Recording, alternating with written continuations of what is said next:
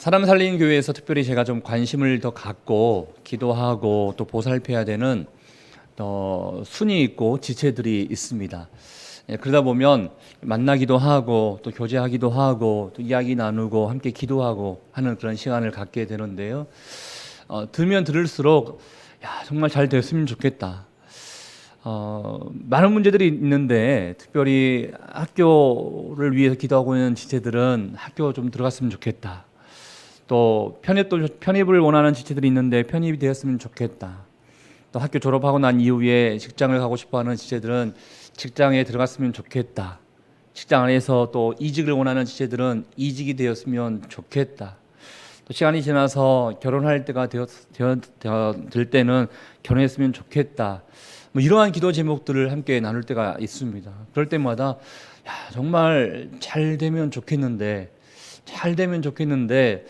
왜 응답이 안 될까? 때론 그런 마음이 들 때가 있죠. 한편은 이런 마음도 있습니다. 어제 말씀 가운데 나와 있는 것처럼 하나님, 세상으로 눈을 돌려보면 세상에 많은 사람들은 잘 먹는 것 같고 잘 사는 것 같고 잘 되는 것 같은데 제가 봤을 때는 이렇게 함께 열심히 부르짖고 함께 기도하고 믿음 생활 잘하고 있는 지체들 우선순위로 하나님께서 그냥 복을 주시면 얼마나 좋을까, 이런 생각 많이 하게 됩니다. 그런데 어제 말씀은 어떻게 보면 이 악인들은 편하고 번영하는데 왜 의인들의 삶은 하나님 이렇게 형통의 삶이 아닌 것 같습니까? 이 문제 제기를 했다면 오늘의 말씀은 그게 진정한 삶의 가치가 아니라 하나님이 원하시는 삶의 가치가 무엇인지 또 어디에 있는지를 우리에게 알려주는 말씀인 것 같습니다. 이 말씀을 통하여 여러분 인생 가운데 삶 가운데 하나님의 원하시는 그런 삶의 가치를 잘 깨달을 수 있는 귀한 시간 될 수 있기를 주의 이름으로 축복합니다. 우리 15절 말씀 이렇게 시작하죠. 우리 15절 말씀 함께 읽겠습니다. 시작. 내가 만일 스스로 이르기를 내가 그들처럼 말하리라 하였더라면 나는 주의 아들들의 세대에 대하여 악행을 행하였으리이다. 어제 문제 제기를 했다고 했지 않습니까? 악인들은 편하게 사는 것 같은데 왜 믿음 생활을 잘하고 있는 우리들은 별로 이렇게 잘 못 살고 있는 것 같지? 하필 어떻게 이런 내용 문제 제기를 했었는데 15절 말씀 가운데 그 상황 가운데 내가 어떠한 이야기를 할 뻔했다는 것입니다. 내가 어떠한 이야기를 다른 사람들에게 또 후손들에게 다른 모든 내 상황을 알고 있는 사람들에게 이야기할 뻔했다는 이야기가 15절 말씀 가운데 있습니다. 어떠한 얘기를 할 뻔했는가? 그들처럼 말하리라 하였더라면, 이 그들이라는 게 누굴 얘기하겠습니까? 악인들을 얘기하는 것이고 하나님의 진정한 삶의 가치를, 하나님께서 우리에게 원하시는 삶의 가치를 모르는 자들이 하고 있는 그 이야기 아니겠습니까? 저는 이렇게 한번 해석해 볼 수 있을 것 같은데요. 이런 얘기 하지 않았겠습니까? 신앙생활을 한다고 다 잘 되는 거 아닌 것 같아. 신앙생활 하지 않아도 이렇게 잘 먹고 잘 살지 않느냐. 신앙이 우리의 삶을 이렇게 행복하게 이끌어주는 것 같지는 않아. 하나님이 있는다고 다 잘 되는 건 아닌 것 같아. 이런 얘기 아니겠습니까? 또 믿는 자들끼리 안에서의 이런 말을 좀 생각해 본다 그러면 때론 바쁠 때는 하나님을 좀 멀리 떠나 있을 수도 있어. 교회 안 갈 수도 있어. 헌금 안 할 수도 있어. 적당히 신앙생활 하면서 세상도 좀 즐길 줄 알아야 되고 또 교회 안에서는 어느 정도 조금 할 줄 알아야 그게 진정한 행복인 것이지, 맨날 교회에서 기도만 하고 말씀만 보고 하나님 믿는다고 그게 다 좋은 게 아니야. 이런 이야기들 아니겠습니까? 여러분, 어떻게 보면 이런 이야기는 경솔한 이야기가 될 수 있다는 것입니다. 왜냐하면 시편 기자는 내가 이런 얘기를 할 뻔했는데 주변 상황들을 바라보면서 하나님 왜 저들은 잘 살고 있는 것 같고 우리 믿는 자들은 별로 잘 못 사는 것 같습니까? 이런 불편한 마음 가운데 이런 이야기들을 할 뻔했는데 만약에 내가 했더라면 주의 아들들의 세대에 대하여 악행을 행하였으리다, 이런 표현을 하고 있다는 것입니다. 전 여기서 여러분들에게 이렇게 한번 질문을 드리고 싶습니다. 여러분이 다음 세대가 있을 수 있고 여러분의 후배가 있을 수 있는데 여러분 또 자녀가 있을 수 있는데 그들에게 무엇을 말해주고 싶습니까? 시편 기자가 내가 어떠한 이야기를 할 뻔했다 이런 얘기를 하면서 지금 15절 말씀을 써가고 있는데요.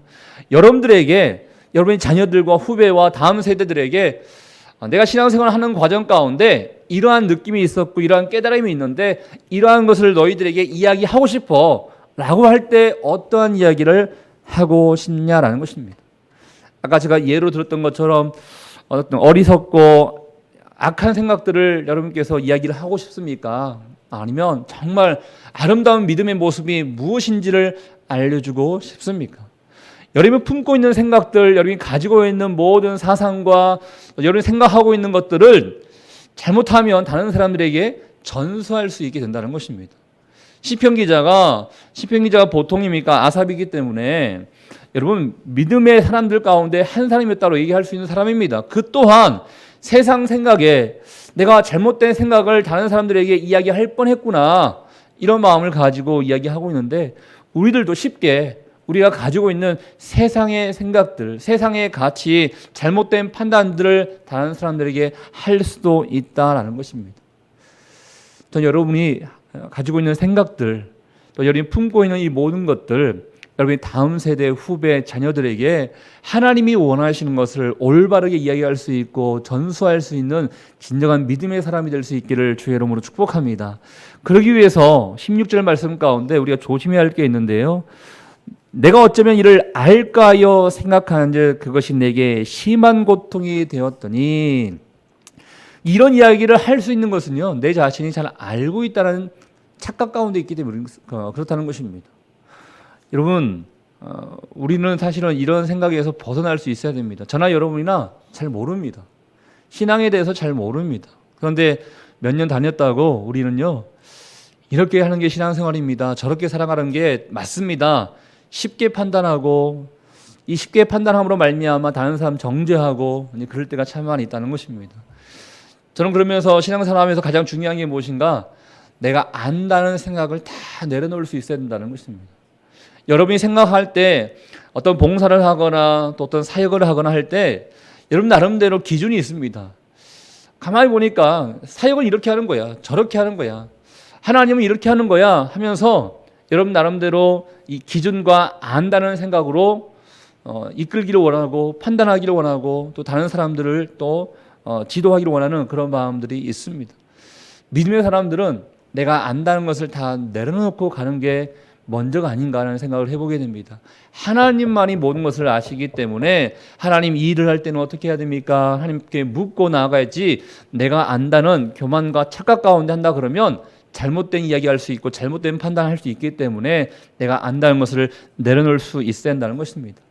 시편 기자는 잘못 이야기할 뻔했고 내가 대충 보면서 안다는 이야기를 할 뻔했는데 그럼에도 불구하고 그가 올바른 행동을 한 것이 있습니다. 17절 말씀을 통해서 그가 올바른 선택을 한 것을 보게 되는데요. 17절 말씀 같이 읽어보겠습니다. 시작. 하나님의 성소에 들어갈 때야 그들의 종말을 내가 깨달았나이다. 그가 올바른 선택한 것 무엇인가? 하나님의 성소에 들어갔다라는 것입니다. 하나님의 성소는 어디입니까? 하나님이 계시는 곳을 얘기하는 것입니다. 하나님이 계시는 곳에 내가 가서 하나님의 임재를 경험하다 보니 내가 올바른 것을 깨닫게 되었다라는 것입니다. 여러분의 문제가 있을 때 여러분은 어디를 향해서 가고 계십니까? 인생의 답을 어디서 여러분께서는 구하고 계십니까? 시편 기자는 사실은 17절 말씀을 통해서 깨닫는 것입니다. 1절부터 16절까지에 나와 있던 이 모든 것들은 세상 가운데 모순된 모습을 바라보면서 하나님 왜 이런 상황입니까? 불편한 마음이 있었고 인생의 답을 내지 못했는데 하나님의 성전 성소에 들어감으로 말미암아 인생의 답을 깨닫게 되었다라는 것입니다. 전 여러분 이곳에 와서 함께 예배 드리고 있는 여러분들이 진정한 복된 자다라는 생각을 해보게 됩니다. 왜냐? 이곳에서 인생의 답을 여러분께서 알 수 있기 때문이다라는 것이죠.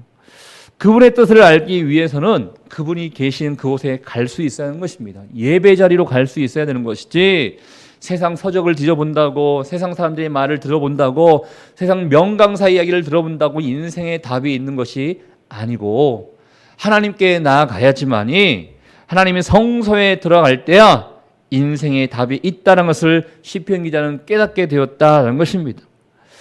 그래서 하나님의 관점에서 그가 자기 자신을 돌아보고 자기 주변에 일어나는 상황들을 보게 된다는 것이지요. 가만히 보니까 어떤 일들이 일어나는 것인가? 당장 내 눈앞에는 뜻대로 되지 않을 수도 있고 악인들이 복을 받은 것 같이 보일 수 있다 하더라도 가만히 깨닫고 살펴보니 악인들은 멸망을 당하는구나 라는 것을 깨닫게 됐다는 것입니다. 그래서 18절, 19절, 20절 말씀 가운데 여러분께서 동그라미를 한번 쳐보시면 좋을 것 같은데요. 18절에 파멸, 19절에 황폐, 19절에 전멸, 20절에 멸시 이런 단어가 나옵니다. 이건 누구에게 해당되는 단어이겠습니까? 악인들에게 해당되는 단어다라는 것입니다. 내가 하나님께 나아가다 보니 진정으로 인생의 해답을 얻게 되었는데 그들의 종말, 악인들의 종말은 이런 것들이구나. 파멸이고 황폐고 전멸이고 멸시구나라는 것을 깨닫게 되었다라는 것입니다. 내 눈에 보이는 그럴듯한 것들이 다 마냥 좋은 것은 아니구나라는 것을 알게 됐다는 것이죠. 여러분 잘 아시다시피 시편 1편 말씀 아시지 않습니까? 복 있는 사람은 하면서 복 있는 사람과 그렇지 아니하는 사람, 이 복 있는 사람과 악인들을 대조하면서 시편 기자가 썼던 시편 1편 말씀 알지 않습니까? 6절까지의 말씀이 있는데 6절 말씀 결론이겠죠. 마지막 절이기 때문에 결론에 이런 말씀이 있습니다. 무릇 의인의 길은 여호와께서 인정하시나 악인의 길은 망하리로다 이런 표현이 있습니다. 악인의 번영은 잠시 이렇게 잘 그럴듯하게 보일 수 있지만 결국은 심판을 당할 수밖에 없다. 심판으로 말미암아 망할 수밖에 없다는 것을 깨닫게 되었다는 것입니다. 여러분 하나님의 관점으로 세상을 바라봤으면 좋겠습니다. 인간의 관점으로 바라보면 남들 모습이 부러울 수 있습니다. 부러운 것으로만 끝나는 것이 아니라 하나님 나는 왜 이렇습니까? 원망이 될 수 있습니다. 그러나 하나님의 관점으로 바라본다 그러면 남의 모습이 부러움의 대상이 아닌 것입니다. 남의 모습이 때로는 불쌍한 모습이 될 수 있습니다. 저러다 망할 수 있는데 저렇게 살다가 죽을 수도 있는데 이는 긍휼의 마음이 들 수도 있습니다. 전 여러분이 세상의 관점, 인간의 관점으로 어떤 것을 판단하고 어떤 것을 결정하는 것이 아니라 하나님의 관점으로 이 세상을 바라볼 수 있는 여러분 될 수 있기를 주의 이름으로 축복합니다. 이것을 깨달으니까 시편 기자가 이런 마음을 갖게 됩니다. 21절과 22절 말씀 같이 읽어볼게요. 시작. 내 마음이 산란하며 내 양심이 찔렸나이다. 내가 이같이 우매 무지함으로 주 앞에 짐승이 오나이나 자신의 어리석음을 깨닫게 되니까 본인이 당황하게 됩니다. 내가 어떻게 이런 생각을 할 수 있었지? 부끄러워하는 마음을 갖게 됐습니다. 그러다 보니까 이런 표현을 쓰죠. 내가 정말 우매 무지함으로 주 앞에 짐승과 같은 사람이었구나. 믿음의 사람의 모습에 맞게 살아가는 것이 아니라 그냥 세상의 잘됨만 바라보면서 내 눈앞에 보이는 것만 바라보면서 짐승처럼 먹는 거 즐거워했고 입는 거 좋아했구나. 이런 이야기를 하고 있다는 것입니다. 하나님의 섭리와 계획을 믿고 의지하지 못했기 때문에 이런 부끄러운 마음, 당황스러운 마음 이런 것들을 갖게 되었다는 것입니다. 이게 바로 믿음의 사람이 어떻게 한 단계 점프하기 위한 과정 아닌가라는 생각을 해보게 됩니다. 여러분 평범하게 살다 가다가 어떤 것을 깨닫게 되지 않습니까? 깨닫게 되면 지금까지 내가 살아온 게 헛된 것이었구나. 너무나 부끄럽구나. 세상만을 쫓아 살아갔던 그 모습이 너무나 하나님의 사람다운 모습이 아니었구나라는 것을 깨닫게 되면서 자기 자신이 부끄러워지게 됩니다. 그렇지만 부끄러움을 또 극복하는 과정 가운데 더 깨닫는 것을 하나님께 주시는 것이죠. 그게 이제 23절부터 쭉 28절까지 나오는 말씀이 된다는 것입니다. 23절 말씀 제가 한번 읽어보겠습니다. 내가 항상 주와 함께하니 주께서 내 오른손을 붙드셨나이다. 시편 기자가 어제까지의 말씀으로는 세상 복이 진정한 복이 아닌가 이런 생각을 갖지 않았습니까? 그러나 오늘 말씀을 통해서는 진정한 복은 무엇인가를 깨닫게 되었는데 그것은 바로 항상 주님께서 나를 오른손으로 붙들어 주시는구나 라는 것을 깨닫게 되었다라는 것입니다. 여러분 오른손으로 붙들어 줬다는 것을 여러분께서 한번 생각해 보십시오. 중요한 것을 안고 있고 중요한 것을 잡고 있다는 뜻입니다. 어떻게 보면 잘 돌봐주고 있다는 것입니다. 넘어지지 않기 위해서 잘 돌봐주고 있다는 것입니다. 어떻게 보면 굉장히 능력 있는 자가, 힘 있는 자가 이 사람은 내 사람이요 라고 하면서 잡아주고 있는 것입니다. 명예로운 것이죠. 하나님이 여러분을 그러한 존재로 여겨주고 있다는 것입니다. 너는 내 사랑하는 아들이다, 너는 내 사랑하는 딸이다 하면서 우리를 붙들어주고 있다는 것입니다. 넘어지지 않기 위해서. 이 비밀을 알고 있는 사람은요, 이 세상 걱정 없습니다. 여러분, 종종 자녀들이 엄마 아빠한테 업어달라고 하기도 하고 목마 태워달라고 하기도 합니다. 그런데 가만히 보면요, 자녀들이 만약에 엄마 아빠를 신뢰하지 아니하면 목마 탔을 때 굉장히 불안할 수도 있습니다. 그러나 아이들은 염려하지 않고 막 엄마 아빠 목에 올라가면서 목마를 타기를 원합니다. 왜? 엄마 아빠가 나를 꽉 잡아준다는 확신이 있기 때문에 걱정 없다는 것입니다. 하나님께서 여러분을 붙들어 주신다는 이 확신이 있다 그러면 이 세상 가운데 어려움이 있다 하더라도 걱정이 없다는 것입니다. 이게 우리에게 주어진 진정한 복 아니겠습니까? 세상에서 더 많은 것을 누린다고 이게 복이겠습니까? 그렇지 않습니다. 전능자가 우리를 붙들어주고 있는 게 진정한 복이다라는 것을 우리는 알 수 있다는 것입니다. 두 번째 어떤 복이 있습니까? 24절 말씀입니다. 같이 읽어보겠습니다. 시작. 주의 교훈으로 나를 인도하시고 후에는 영광으로 나를 영접하시리니. 하나님이 우리를 인도하신다는 것입니다. 바른 길로 인도하신다는 것입니다. 여러분, 소경이 소경을 인도할 수 없습니다. 사람이 사람을 인도할 수 없습니다. 모든 것을 알고 계신 하나님께서만 여러분을 바른 길로 인도할 수 있다는 것이죠. 그런데 우리는 이 바른 길로 인도하시는 하나님을 의지하기보다는 사람을 의지할 때가 참 많이 있지 않습니까? 여러분, 사람이 이렇게 하라 저렇게 하라 판단하는 것 불완전한 것입니다. 여러분, 어떠한 어려움이 있고 고민이 있다 하더라도 사람 의지하지 마십시오. 소경이 소경을 인도할 수밖에 없습니다. 하나님이 원하시는 길을 내가 가겠습니다. 하나님께 모든 것을 맡기며 나아갈 때 하나님이 주의 말씀으로 말미암아 여러분을 인도할 수 있게 되는 것이지, 아무리 저분 조금 똑똑한 것 같은데, 저분 좀 지혜가 있는 것 같은데 생각된다 하더라도 사람 의지하는 것은 한계가 있다는 것입니다. 하나님 안에 온전히 거하는 자야. 하나님께 가까이 나아갔더니 우리에게 주어진 두 번째 복이 바로 우리를 인도하신다라는 것입니다. 그 후에 영광으로 나를 영접해 주신다는 것이죠. 영접해 주신다. 꼴인 한 자에게 주어진 축복인 것입니다. 그곳에 도착해야지만이 영접을 받을 수 있지 않겠습니까? 하나님이 원하시는 길로 갈 때 하나님이 계신 그곳에 도착할 수 있게 된다는 것입니다. 여러분, 우리는요, 어떠한 상황에 지금 처해 있느냐가 중요한 게 아닙니다. 우리는 어디를 향해서 달려가고 있느냐, 이게 더 중요한 거예요. 비록 다른 사람들이 봤을 때 별 볼 일 없이 보인다 하더라도 올바른 길로 가는 그 길이 있다 그러면 우리는 성공된 인생을 살고 있다라고 얘기할 수 있습니다. 결코 여러분, 상황에 지금 처해 어떤 상황이 있다 하더라도 그 상황에 연연해 하지 마십시오. 내가 과연 바른 길로 가고 있는가? 하나님이 나를 올바른 길로 인도하고 있는가? 이게 우리의 인생에서 가장 중요한 거기 때문에 속도가 중요한 것이 아니라 방향이 중요하다는 것이죠. 전 여러분 인생이 하나님께로만 향해서 하나님께서 나를 언젠가는 영접해 주시기 때문에 내가 주님만을 바라보면서 내가 가리라, 이 고백으로 주 앞에 나갈 수 있는 될 수 있기를 주의 이름으로 축복합니다.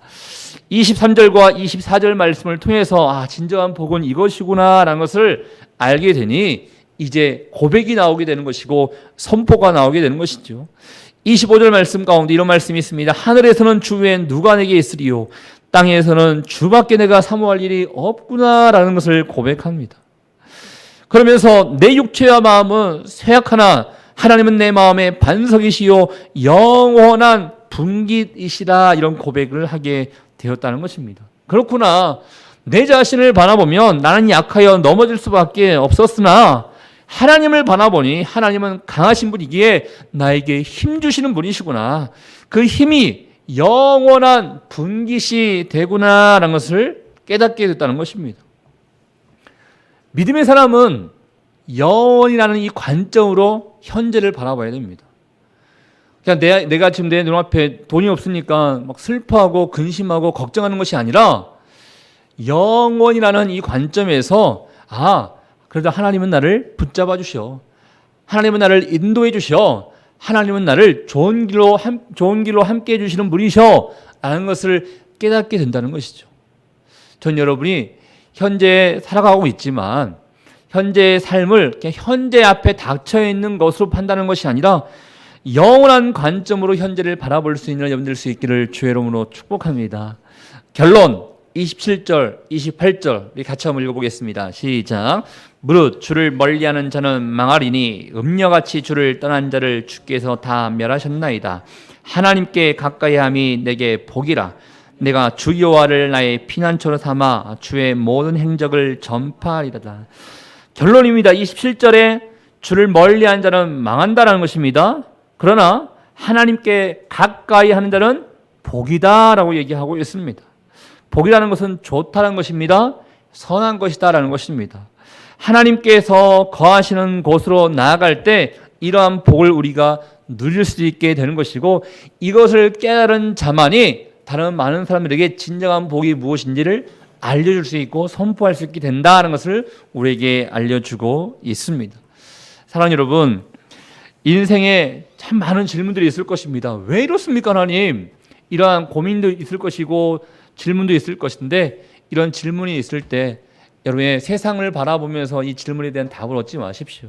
하나님께 나아가고 말씀으로 나아가고 예배 자리로 나아간다면 반드시 하나님께서 인생의 해답을 주실 것입니다. 저는 여러분께서 이 시편 기자가 깨닫는 것처럼 주님께 가까이 나아감이 진정한 복이구나, 이 놀라운 비밀을 여러분의 삶 가운데 실천하며 고백하며 선포할 수 있는 여러분 될 수 있기를 주님의 이름으로 축복합니다. 우리 같이 한번 기도하도록 하겠습니다. 이 시간에 기도할 때 우리는 이 세상 가운데 살고 있다 보니 세상의 상황들을 바라보면서 때로는 불평하기도 하고 또 원망하기도 하고 괴로워하기도 하고 또 때로는 다른 사람들을 정죄하기도 하고 이런 어리석고 연약한 모습을 바라보게 됩니다. 좋아 보일 수 있지만 어떤 사람들은 멸망의 길로 갈 수도 있고, 비록 지금은 힘들어 보일 수 있으나 생명의 길로 갈 수도 있는 것이 아니겠습니까? 하나님, 이 세상을 바라보면서 내 인생을 판단하는 것이 아니라 어떠한 어려움이 있고 문제가 있고 질문이 있을 때 하나님께 가까이 나아감으로 말미암아 인생의 답을 얻을 수 있는 진정한 믿음의 사람이 되게 도와주십시오. 그럴 때 주님이 우리를 붙들어 주시고 우리를 의의 길로 인도해 주신다고 주님 말씀하셨사오니, 이 놀라운 복을 누리며 살아갈 수 있는 오늘 하루의 삶, 일평생 우리의 삶 될 수 있도록 주님 축복하여 주시옵소서. 우리 같이 한번 주신 말씀을 생각하며 여러분 자신만을 위해서 함께 기도하도록 하겠습니다. 하나님 아버지, 감사합니다. 우리가 살다 보면 이 세상 돌아가는 현실을 바라보면서 답답해하기도 하고 내 자신을 향해서 원망하기도 하고, 이렇게 살아가는 것이 맞는가라는 생각이 들 때도 있습니다. 그렇지만 주님, 오늘 시편 기자가 깨달았던 것들이 바로 우리의 삶 가운데 진정한 진리로서 남기를 원합니다. 하나님께 가까이 갔더니 하나님께서 진정한 해답을 알려주셨습니다. 하나님께서 원하시는 그 뜻이 무엇인지를 시편 기자는 깨닫게 되었습니다. 우리도 이 놀라운 복을 얻을 수 있기를 원합니다. 하나님께 나아갈 때 하나님께서 우리를 붙들어 주신다. 하나님께 나아갈 때 하나님께서 우리의 인생을 의의 길로 인도해 주신다. 하나님이 영원한 분깃이 되어 주시고 반석이 되어 주신다. 이 놀라운 비밀을 우리가 깨닫는 자 될 수 있기를 원하오니 성령께서 함께 해주시고 모든 걱정과 근심과 걱정 다 내려놓고 주님만을 바라보며 나가는 인생 될 수 있도록 주님 축복하여 주시옵소서. 아버지께서 함께 해주실 줄 믿습니다. 사랑과 은혜가 충만하신 하나님 아버지, 세상 속에 살고 있는 우리들, 때로는 세상의 모습 가운데 온전치 못함을 바라볼 때 슬퍼하기도 하고 눈물 흘리기도 하며 원망하며 연약한 모습 가운데 살아가고 있음을 보게 됩니다. 그렇지만 하나님, 오늘 시편 73편 말씀을 통해서 이 세상 가운데 진정한 가치가 무엇인지, 진정한 복은 무엇인지, 어떻게 사는 인생이 하나님께서 원하시는 인생인 것인지를 말씀해 주심에 감사합니다.